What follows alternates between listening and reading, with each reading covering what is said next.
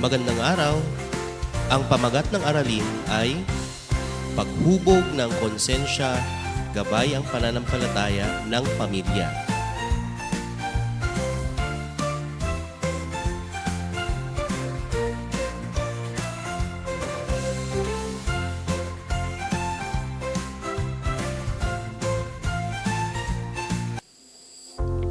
Epekto ng mabuting konsensya sa pagkilos, paghuhusga, at pagpapasya.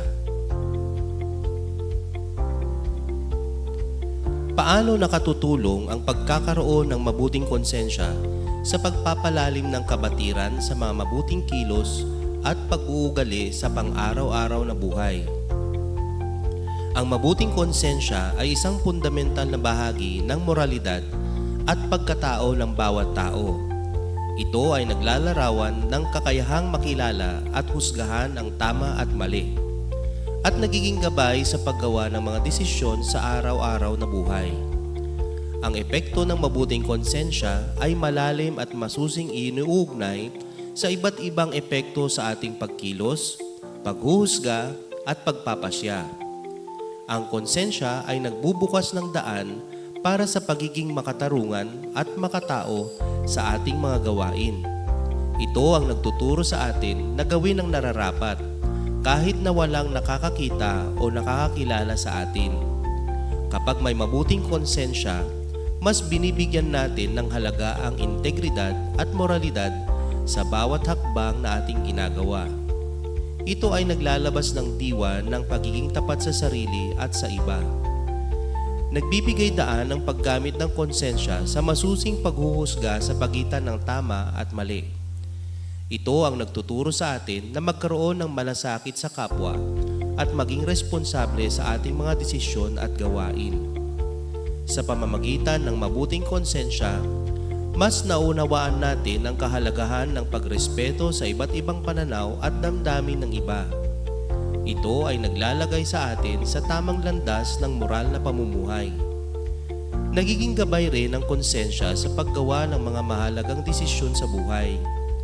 Ito ay nagbibigay daan sa atin upang magkaroon ng wastong pananaw at pananagutan sa bawat hakbang na tatahakin natin.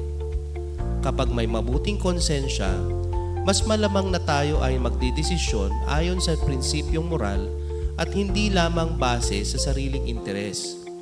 Ito ay nagiging pundasyon ng isang maligaya, makabuluhan, at matagumpay na buhay. Sa pangkalahatan, ang epekto ng mabuting konsensya sa pagkilos, paghuhusga, at pagpapasya ay nagbubunga ng mas makatao at makatarungan na lipunan. Ito ay nagbibigay daan sa pag-unlad ng moral na kamalayan at nagtuturo sa atin na maging responsableng mamamayan ng mundo.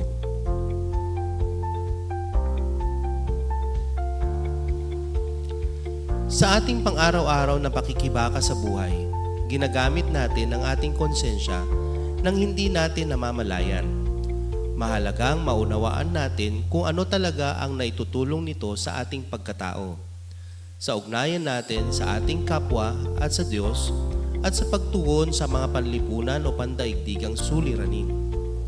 Ang konsensya ang munting tinig sa loob ng tao na nagbibigay ng payo sa tao at nag-uutos sa kanya sa gitna ng isang moral na pagpapasya kung paano kumilos sa isang konkretong sitwasyon.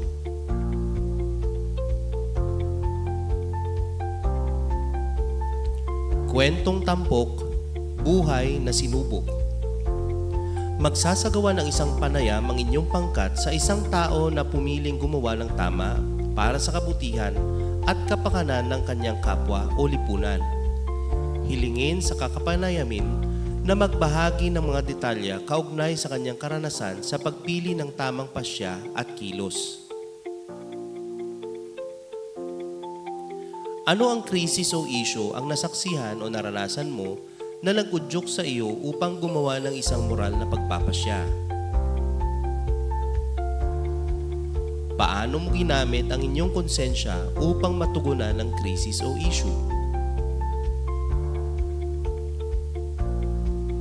Ano ang mga pangunahing prinsipyo o pagpapahalaga ang nagsilbing gabay mo Paano ang mga ito nakatulong sa paggawa mo ng tama?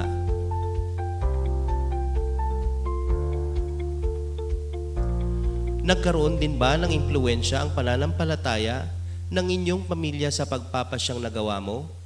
Sa paanong paraan?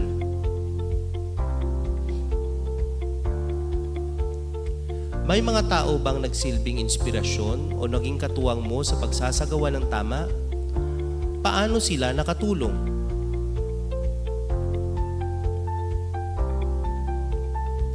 Paano mo kinakayang harapin ang mga hamon o pagbabago dahil sa iyong ginawang desisyon?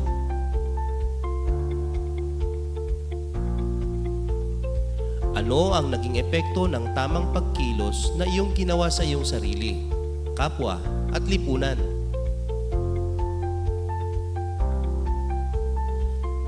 Paano mo pinamamahalaan ang magkaibang pananaw hinggil sa mga usaping moral, lalo na kapag ang mga ito ay kumakalaban sa iyong sariling konsensya?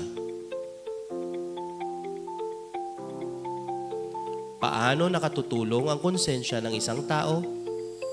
Paano nakatutulong ang konsensya ng isang tao sa positibong pagbabago sa lipunan? Ano ang iyong mensahe sa mga kabataan upang mas malinang pa nila ang kakayahan na gumawa ng isang moral na pagpapasya na may pagkiling sa kabutihan?